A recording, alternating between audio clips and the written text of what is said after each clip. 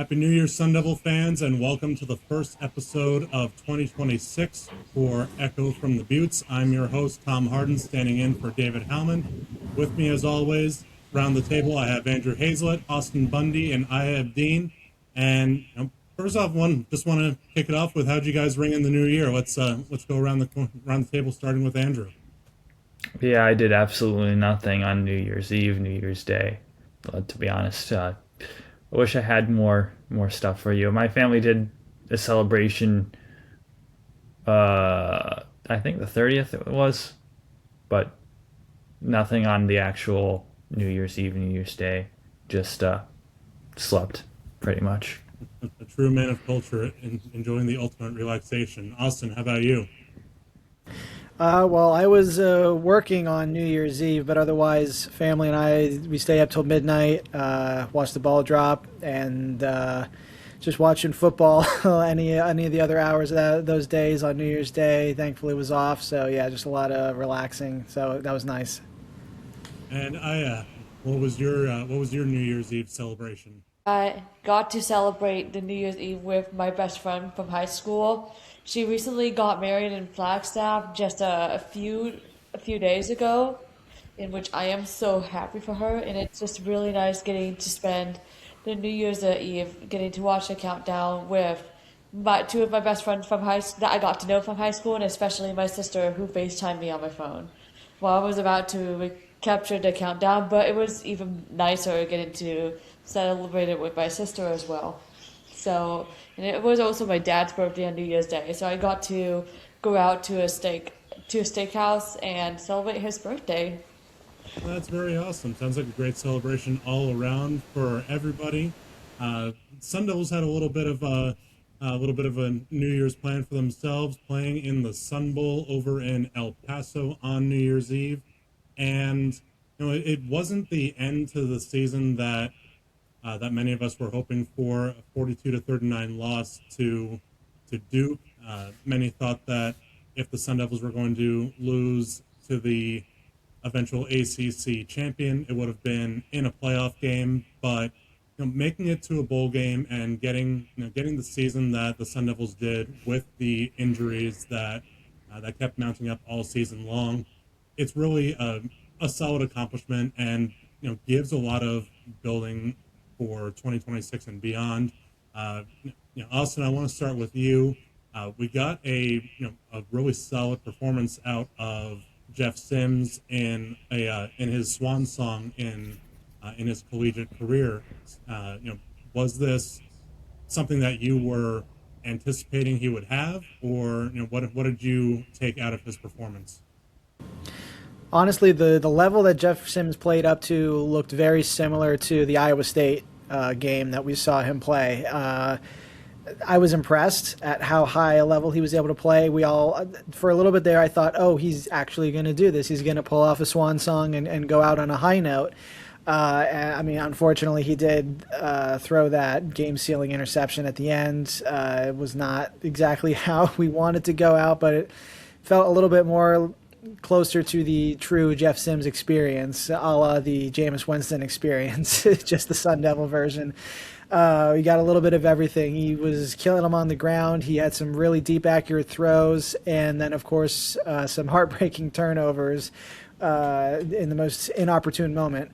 But, I mean, I don't think any Sun Devils really should be anything but proud of the team that showed up, considering there were 16 starters or 16 starter caliber players that were not present and did not play in the Sun Bowl, whereas you were going up against a Duke team that only had 4 guys out, and you were practically playing the entire championship roster that they had. So the fact that ASU was winning for a majority of this game and playing some really good football, second, third, beginning of the fourth quarter, I feel like ASU fans have nothing but pride and nothing but hope going into next season, especially the fact that Kenny Dillingham could get guys who were not on the starting roster, not playing a ton of meaningful minutes during the regular season, to go out there and play their butts off. It should show anybody in the transfer portal, it should show any of these recruits that may be on the fence about where they want to go in 2026.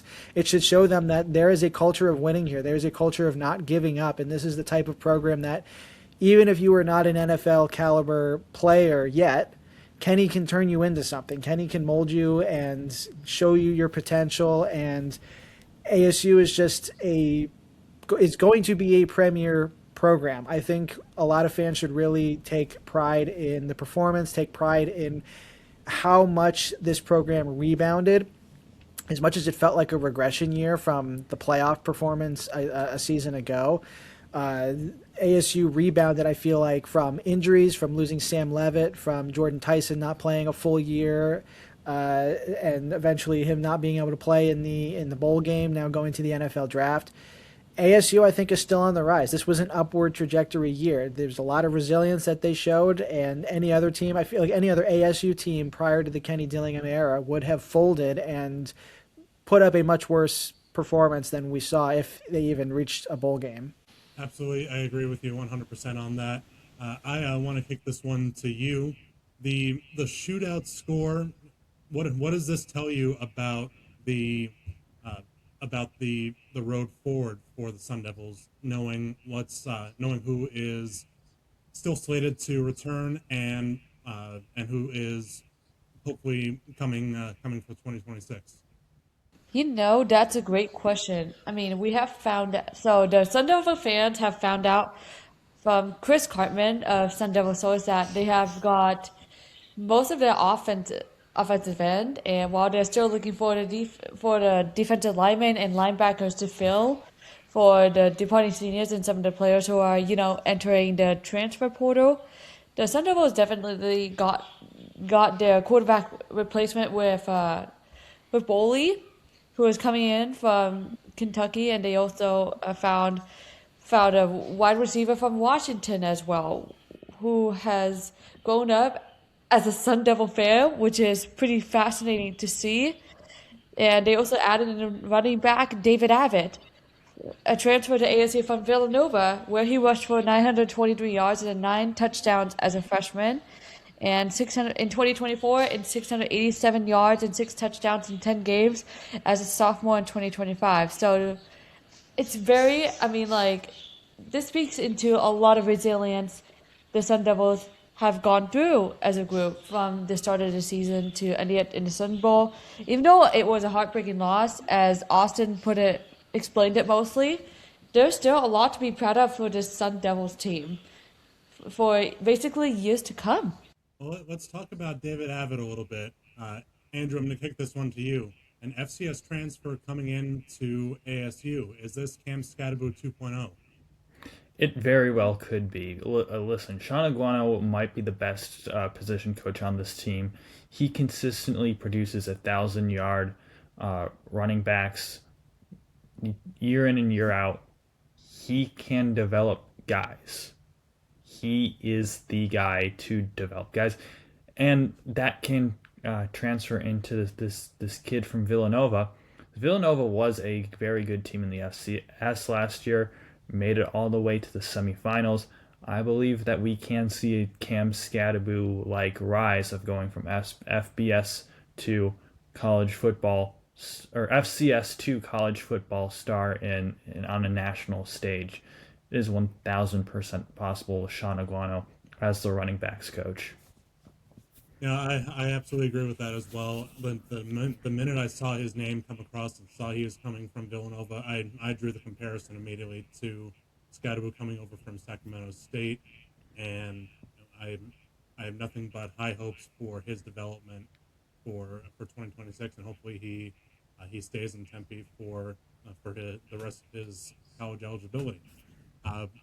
But we talked about the quarterback of the future in Cutter Boley. This gives the Sun Devils three pretty solid options going into camp next year with Jake Fetty and Cam Dyer.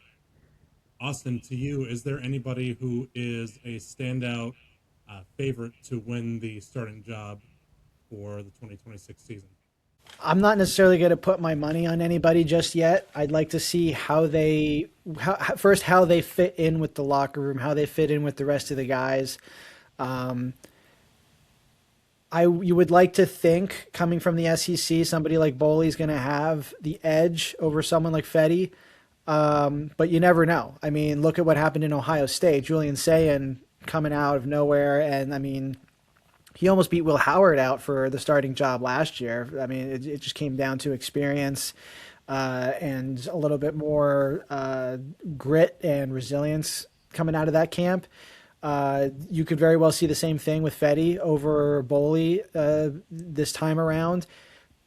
But you're not going to go and grab somebody like Boley out of the portal just so that he would be competition in camp, or somebody that you're going to settle for as a backup if you really wanted Fetty to be the starter. I think Boley will be the week 1 starter, just out of the fact that you don't go into the portal and spend that kind of money. As much as he is a bargain quarterback, if you think about it, just compared to what Sam Levitt may or may not make at a Texas Tech or a Kentucky, wherever he decides to go. But you don't go and get an SEC caliber quarterback like that. You don't go and pick up somebody like that in the portal if he's not your ideal week 1 guy, if he's not the dude you want under center orchestrating your offense. I mean, more power to Kenny if he can figure out how to unlock another gear, another level out of Jake Fetty, and he turns out to be the starter week 1, and it pays off.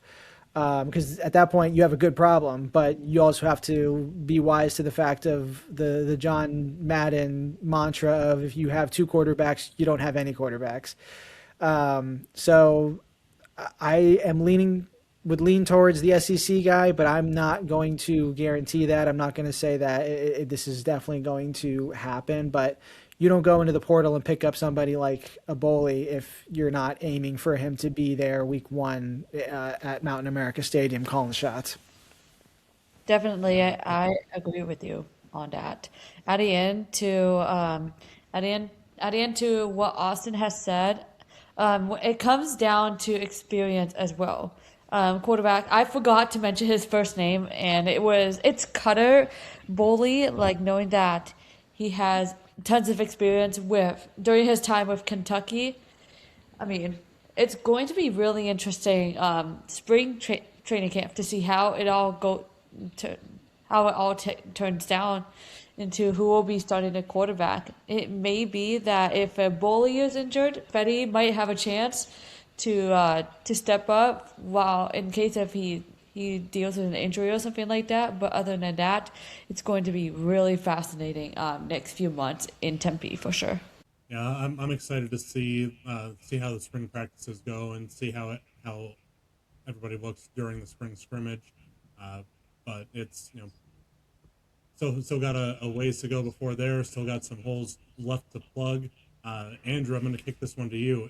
Is there anybody still on your list that you're looking as a positional need for the Sun Devils to finish out in the portal? There's a lot you want to get. I'm gonna say yes, a lot. Offensive line, I think, is something you want to get. Even though the offensive line did look good in the Sun Bowl, you still want to get a few guys in there in experience instead of playing younger guys like Champ Westbrooks. I know got his first start and looked good. You have Helton in there, Poole as well. Those guys are a good core, but you're gonna need 7 guys is the rotation that Kenny Dillingham likes to get. I don't see 7 guys on this offensive line yet. I'd like to get a receiver or 2 still. I think you want to get someone to complement Jalen Moss. You got the kid from Washington coming in. I like what I see out of him. But outside of Moss, I don't feel like there's any sort of target that's really developed from the portal last year.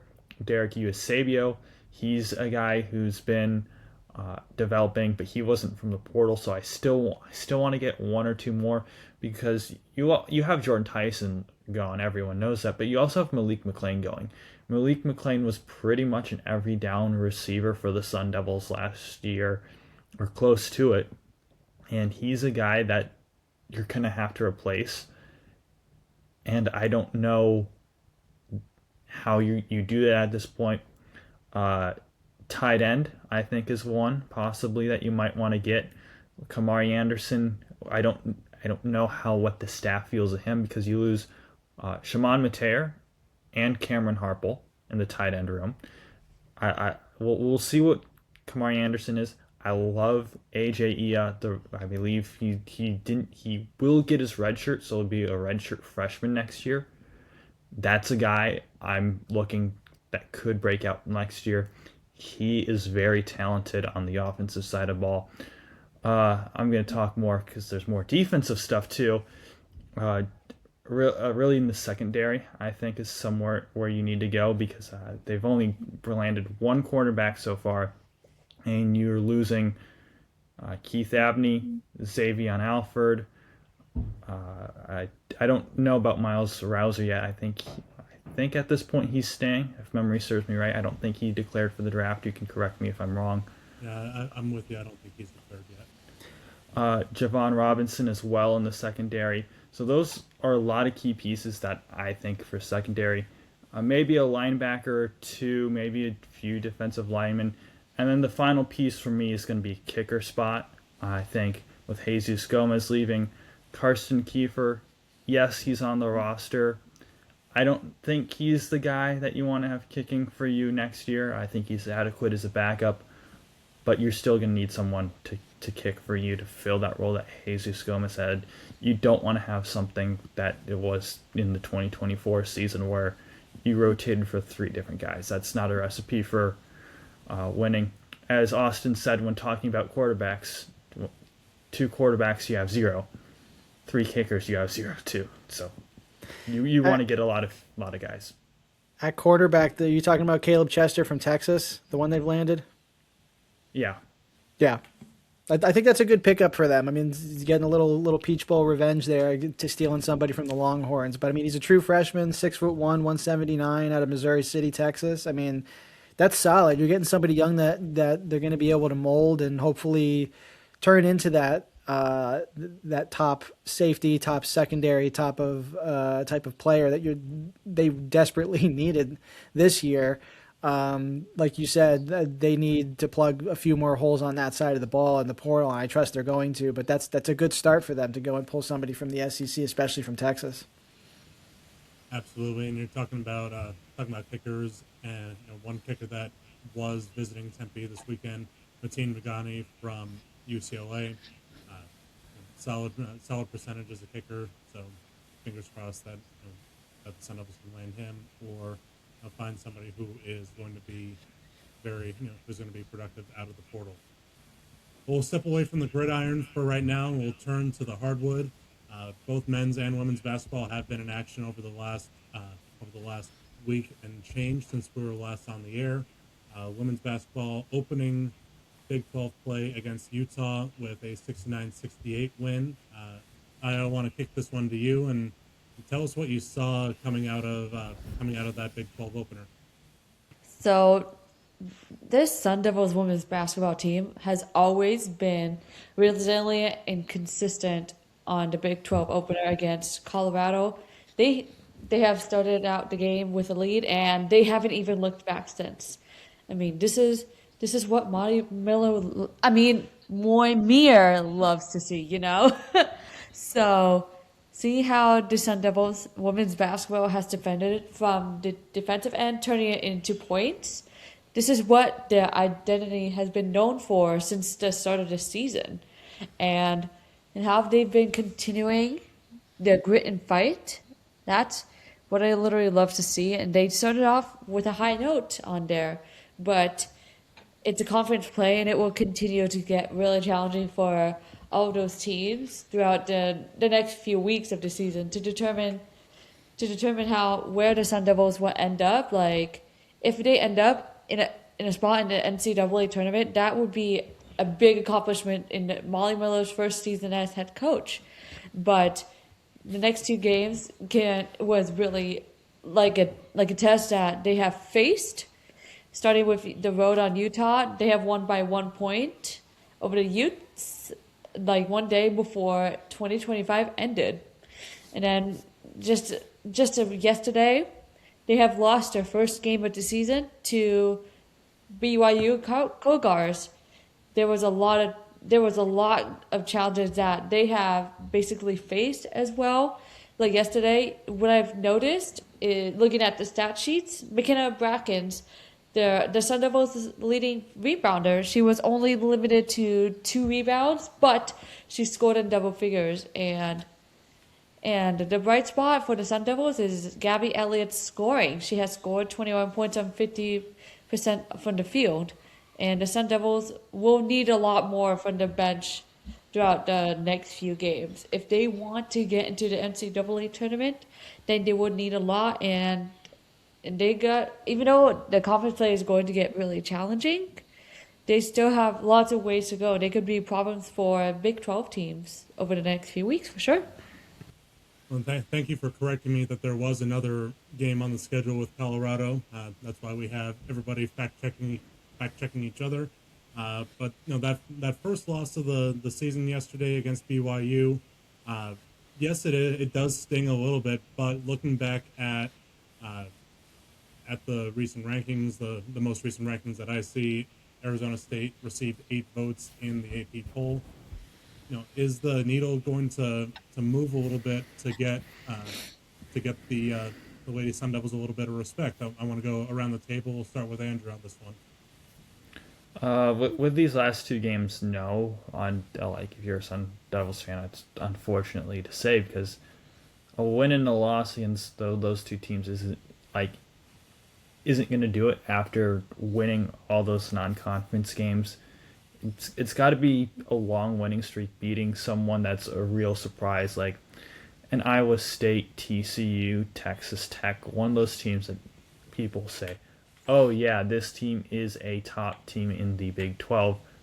And if ASU can compete and maybe steal one of those games, then the needle might get moved at this point. But for now, I think people are going to underestimate Arizona State, who I think will be a tournament team at the end of the year.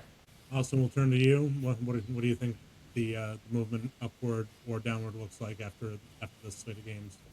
I think Andrew hit the nail on the head there. They're going to have to go streaking again. They just went 14-0, and they probably should have gotten a little more respect from that than they got. But like Andrew said, you got to beat a ranked team, but you got to do it in the midst of a 4 or 5 game winning streak, something that's going to boost their record, boost their standing in the NIT, the NET ranking, something that's going to get them more and more eyeballs on national television, because you need to beat those teams that are already expected to go to the tournament. ASU is not expected to go to the tournament, but they're one of those teams that would be on the bubble of the bubble, if I can create that. So a team where you wouldn't necessarily think they would be a bubble team, but they're going to be on the edge of the conversation of getting onto the bubble and having the committee have to consider them at the end of the year. But you're going to need some of those resume building wins to offset some of these losses, especially against a team like BYU. You need to take down the teams that you're going to see in the bracket already, instead of the ones that are also there fighting for those bubble spots or fighting to have their own resume builders. I think ASU will make it in the top 25 at some point this year. I do not think it is one of these things that's out of the question now that they finally have a loss. I think they are fully capable on going on a 4 or 5 game winning streak, including one against a ranked team that will raise their national profile and get people seriously watching and take Molly Miller seriously in her new role here. I agree with what you have said as well, Austin. Adding into what you have made, both of you, Austin and Andrew, the Sun Devils will also face TCU, who also has Olivia Miles, who is known for a triple-double machine on Sunday. Like, before that, they're going to face University of Central Florida Knights at home on Wednesday, and then they're going to have their first I actually meant to say their second actual test, facing the TCU Horned Frogs on the road on Sunday. Knowing that the Sun Devils had a challenge playing on the road, especially after yesterday's game, the first real test to building on to that success is facing TCU Horned Frogs. Whether they'll get a win or not I mean, at the end, that TCU also lost its first game of the season to Utah on the road yesterday, in which they have allowed its most points of the season, especially after starting off on a high note. So it's going to be really interesting to see how they'll continue to build on as well. Well, I just said it. The upcoming games for the Lady Sun Devils: Wednesday at home against UCF, then traveling on the road to number 8 ranked TCU. We will have all the action of those games, both on Devils in Detail, and we will recap the UCF game on our show later on this week. Turning over to the men's side of the court, Bobby Hurley's squad did open up their Big 12 play against Colorado at home. And now, guys, correct me if I'm wrong, but this is kind of looking like the same old we've come to expect over the last few years. Yep. I mean, there was one of the highlights by one of the players who had a monstrous dunk yesterday, which it's one of the highlights for sure, but there is a lot to uncover, which even though they lost by 7 points, which is still a good sign, but there is definitely a lot of work that needs to be done for sure, especially after falling to Colorado at home. I mean, the conference play is not over yet for a men's basketball team as well. Like for both women's and men's basketballs, the conference play can be a real test to see to determine how the season will go for both of these teams. And it's going to be really interesting to see how men's basketball will continue, whether they'll continue to build onto the momentum or will they collapse. We will just have to find out for sure. I still think we're in for one upset this year. As much as they're playing the type of basketball we thought they were going to once we finally got into conference play, I still think the Sun Devils are going to pull off one ranked upset this year and get people going.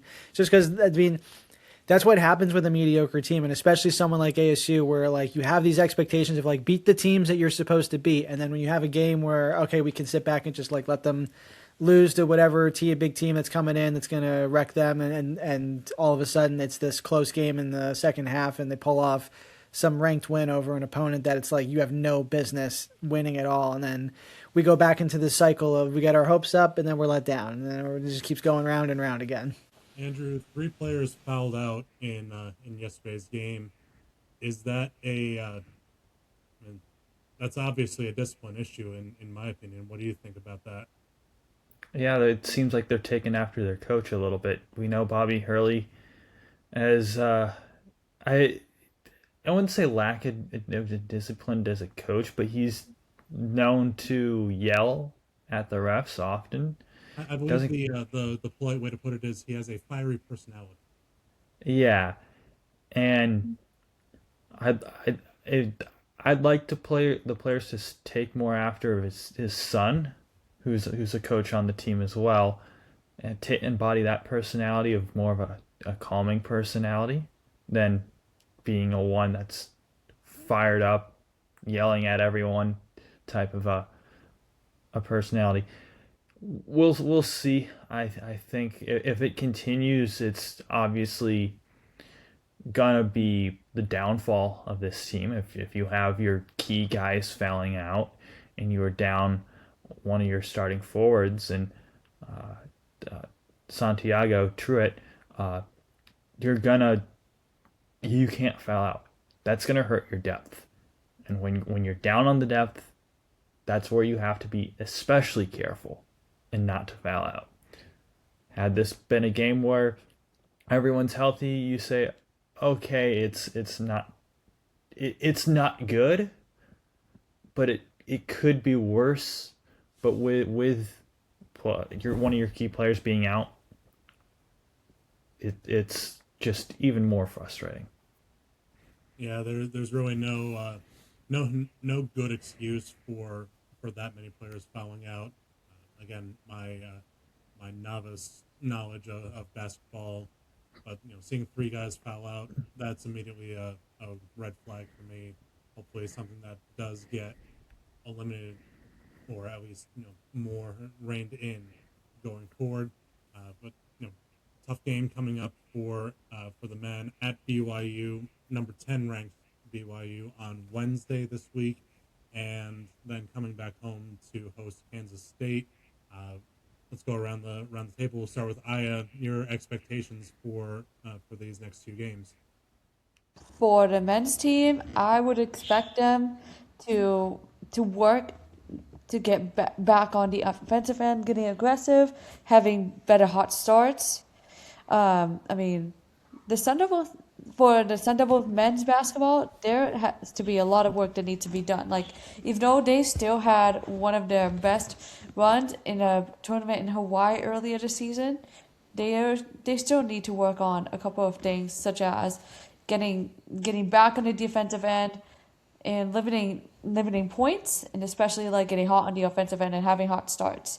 Then for the women's basketball, the last game against BYU, they were out rebounded 25-54, literally, and that's not the way to win a game if you rebound like this. So I expect the Sun Devils women's basketball team to get back on the defensive end and take better care of the basketball and shoot well. Like in the second half, they were cold on the field. There are some things that Molly Miller needs to talk to the group about. But other than that, I'm excited to see what women's basketball has in store for sure. Austin, we'll kick this one to you. Your expectations for the upcoming games for both men's and women's. I'm not worried about the women. I think my expectations are to get two out of 2 wins there. I think Molly Miller is going to coach them up. They're going to learn from their mistakes. I don't think they're going to stay down for long. I do not have many worries when it comes to this team going forward. Sure, they're going to lose games, but I have the higher expectation that they're going to lose a lot less than they're going to win this year. As for the men, honestly, like, you would look at these next 2 games against BYU and Kansas State and you would say, okay, BYU just survive and then go and try and win the Kansas State game at home. I'm going to flip the expectation here and just like when we talked about the season preview, if there's going to be a game that they need to win in order to say we're not a dead-in-the-water team, it would be this BYU game, especially since they're a top 10 team. I'm going to shoot my shot here and say they're going to win the BYU game, and then they're going to lose the Kansas State game, because that's just how the Bobby Hurley Sun Devils do it. They'll win against these big teams, and then they'll go and lose the games that they ought to handle no problem. Flip the script. I liked it. Andrew, same question to you. I don't think Austin's wrong in the fact that they're going to get an upset this year on the men's side. I think push it back about a month or so. I think it's too early in the season for that. And Austin's normally the pessimist. I'll be the pessimist for once here. I think ASU women's, they're going to go 1-1. TCU, good team. And I don't think they're the men's team going to be anywhere close to BYU. I think they'll just get blown out of the water. And for the Kansas State game, it'll be close, but I think it'll be a loss. I think it'll be similar fashion to Colorado. Close down to the end, back and forth. But we'll see. They can prove me wrong, or they can prove me right. I'm gonna side with Austin here. I'm gonna say women are gonna sweep the week in their on their side. Men, honestly, it's kind of like throwing darts. I'm gonna say that they get not quite blown out by BYU, but it's not gonna be. It's gonna be one of those games where it's too little, too late, and it's a 7 or 8 point loss. And then I think flip the script and get the win over Kansas State, but it'll be a 1 or 2 point margin. That's my outlook for the men's in their upcoming schedule. I mean, We'll take it from the hard court over to the ice. Hockey has been in action for the last 2 weekends. Andrew, you were highly tuned in to the series at Dartmouth that the Sun Devils split. I'll let you take it away on this one. Give us your takeaways from that weekend in New Hampshire. Yeah, it was kind of like what the past few road series have been for the Sun Devils, going back to Duluth, going back to North Dakota. a convincing win one game and a convincing loss the next game. It's a Dr. Jekyll and Mr. Hyde team. The only difference this week or that weekend was the loss was the second game in the series versus the win. ASU was able to get the win on Saturday evening in New Hampshire against the Big Green. Just dominated. Colin Potter scored. The top line looked really good. As per usual, Coach Power said it on Saturday night's press conference. He believes that they are the best line in college hockey. They have scored the most points out of any trio on any team in college hockey. You can mismatch players. No one comes. Michigan has a trio that comes close, but Cruz Lucius, Bennett Shimmick, they're top 2 in points and scoring for the NCAA this year, and they delivered. On Sunday, that wasn't the case. Only one goal from that top line coming from Colin Potter. Just kind of got what they were doing well. They just didn't do well on Sunday. Simple. Like if you were to ask me, take away the jerseys, take away the names, put these teams nameless, faceless. I would have said, oh, the team that won Saturday won Sunday, because they were both very convincing wins.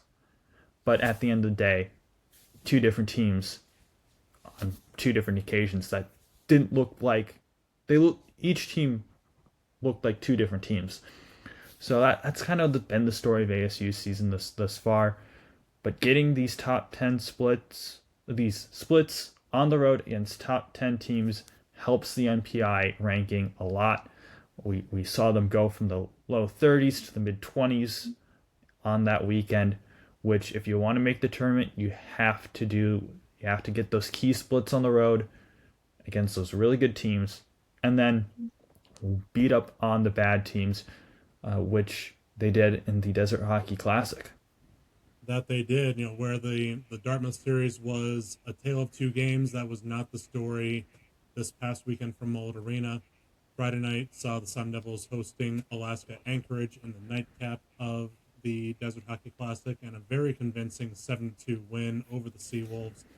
And that's a team that, had they given the Sun Devils any challenge, you would be coming out of that game thinking, okay, that's gonna be a defining moment. Like, even if the Sun Devils had pulled out a close 4-3 win, that's a game that's going to leave you, scratching your head and wondering what this team brings to the table. But instead, exploded for 7 goals, and highlighted by Colin Potter's first career hat trick. This team was firing on all cylinders, got a great 22-save effort out of Samuel Urban, and the top line is like a well-oiled machine. Like you said, the highest scoring line in college hockey. For my money, the only line that really compares is Minnesota Duluth, the Max Plant, Zam Plant, Jason Chagabe line. But these guys have proven that they are equal to the task of going against those top flight lines, and then taking advantage of the lesser teams that they really need to win against. And yesterday's championship game was against Air Force, and that came after a surprising 8-2 victory for the Air Force Falcons over Michigan Tech. I had thought that Michigan Tech would be facing off against the Sun Devils in the championship game. That makes two of us. That was not the case. It was instead the Falcons who spoiled the Sun Devils' start last year to open the 2024-25 season by stealing an overtime game up in Colorado Springs. But once again, it was a very, very solid all-around effort. 2 goals by Carmelo Crandall. Colin Potter extended his goal-scoring streak to 5 games on the season and took home yet another trophy. 3rd straight Desert Hockey Classic championship, 5th straight in-season tournament. And you and I both got a chance to speak with Coach Powers and Bennett Shimmick and Carmelo Crandall after the game, and winning these trophies doesn't get old for the guys, but it's now time to start winning the right trophies. Would you say that's the case, Andrew? Absolutely. Winning 3 Desert Hockey Classics in a row, awesome. That's something before they started the swing streak, they didn't do. They hadn't won whatever, I think the first 5, 6, something like that, Desert Hockey Classics, they weren't able to do that. And now, having done that 3 times in a row, that's something, hey, we're a good team. We can win our own tournament. Winning up in Lake Placid, the Adirondack Winter Invitational, and then the Icebreaker tournament in Tempe this year says just furthers that.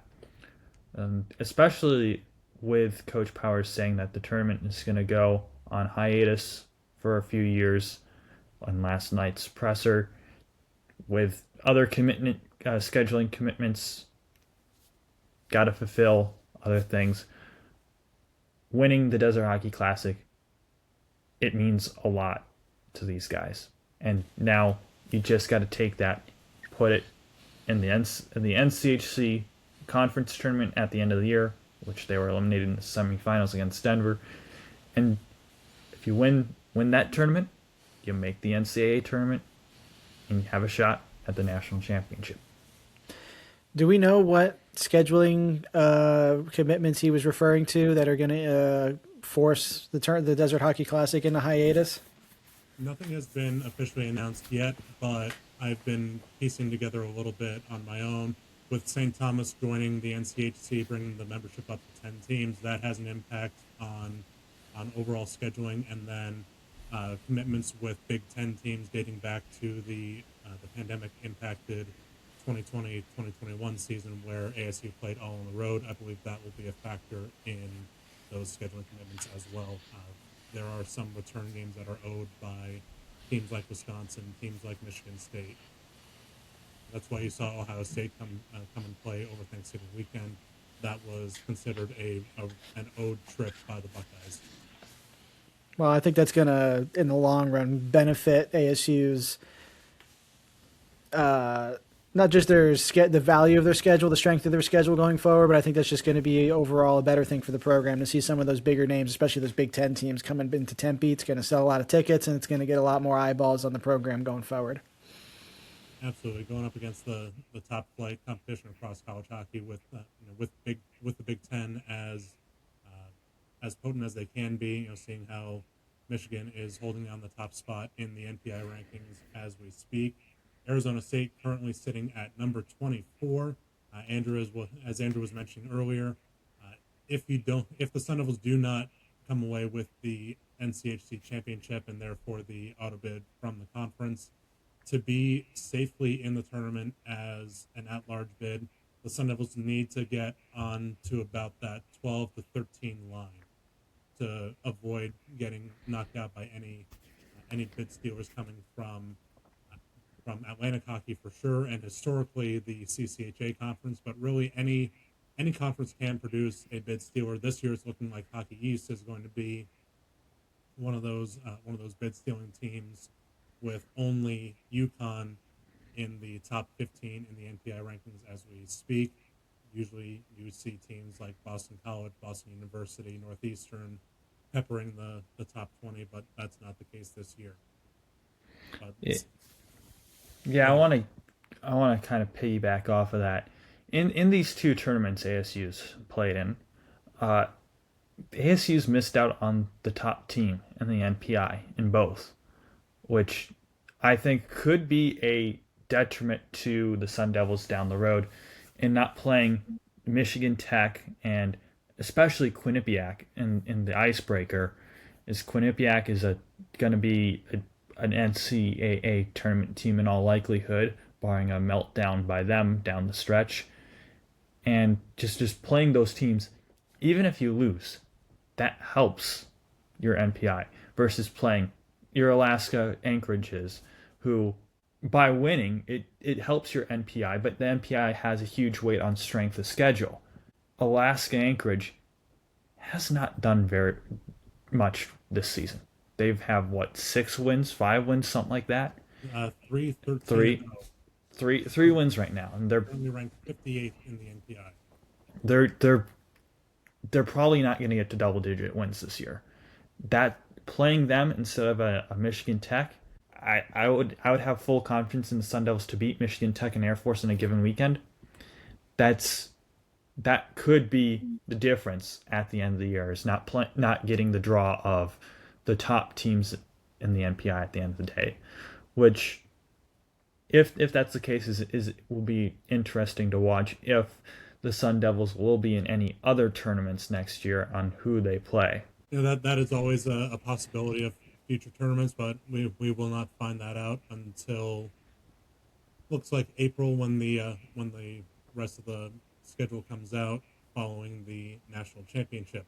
But what we do know is the Sun Devils' upcoming schedule this weekend, Friday and Saturday. The Sun Devils will play host to the Miami of Ohio Redhawks.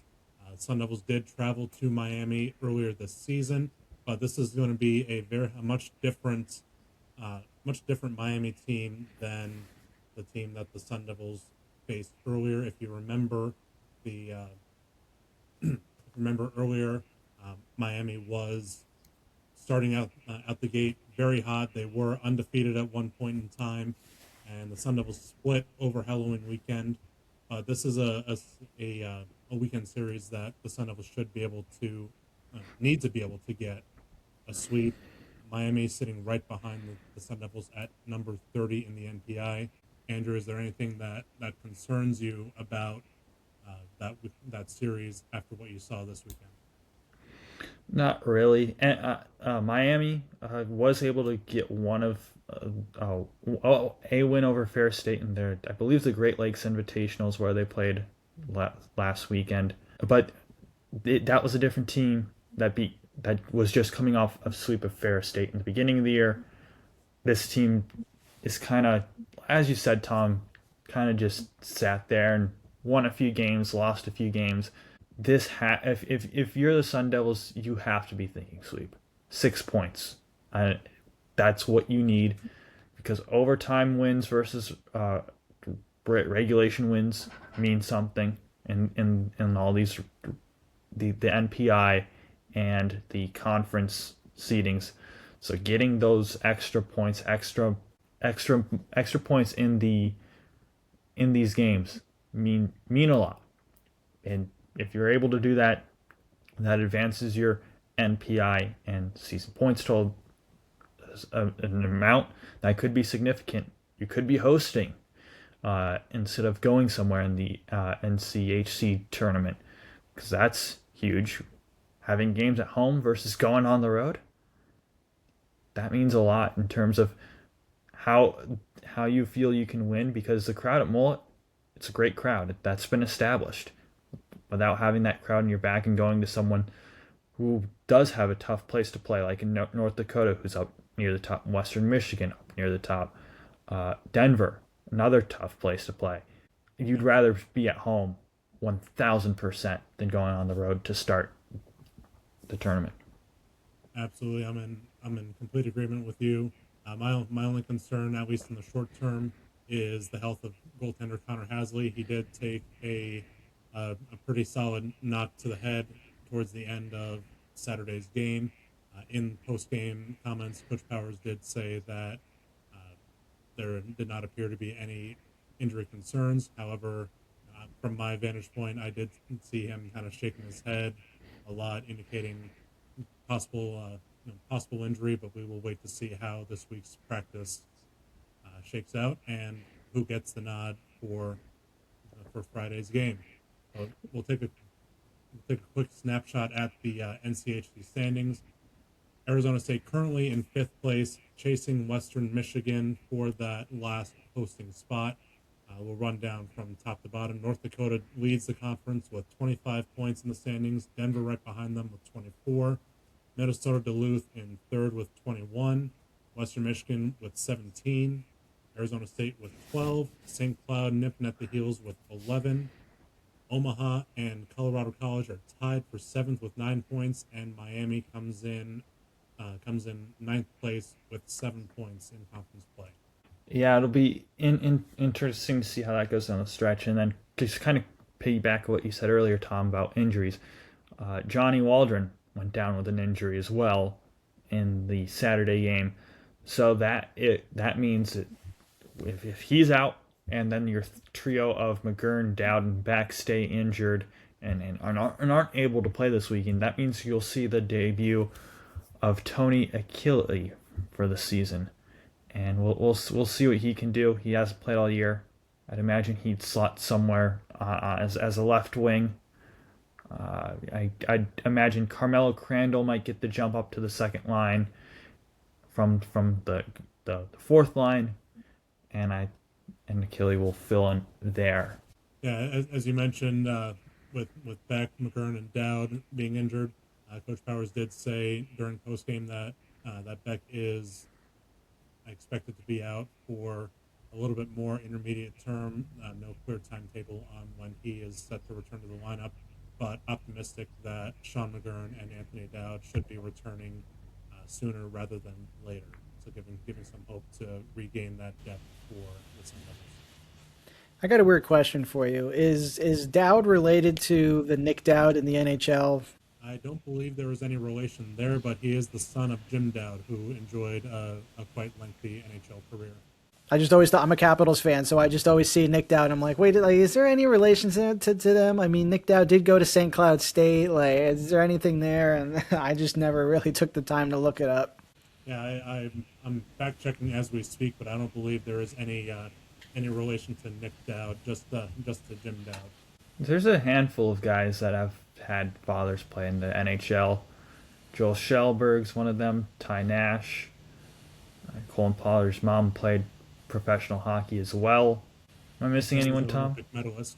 Is Ty Nash, is that Rick Nash's son? Tyson Nash's son. And then not to mention, Josh Doan played for Arizona State, now with the Buffalo Sabres, and at one time, Austin Lemieux, son of Mario Lemieux, was part of the hockey program back in the Oceanside days. Confirmed, there is no relation to Nick Dowd. So, Well, it's not as small as the world as I thought it would be. would have been quite a small world, but had to burst that particular thought. I think that just about does it for this week's episode. Any last minute walk-in topics? We'll go around the table if anybody has anything else to add. Nothing over here. I'm seeing a lot of shaking heads for those not watching on video. So with that, we will go ahead and sign off for this episode. I'd like to thank everybody, as always, for listening, and thank you guys for being part of the show. For Austin, for Andrew, for Aya, I'm Tom, and as always, give them Hell Devils.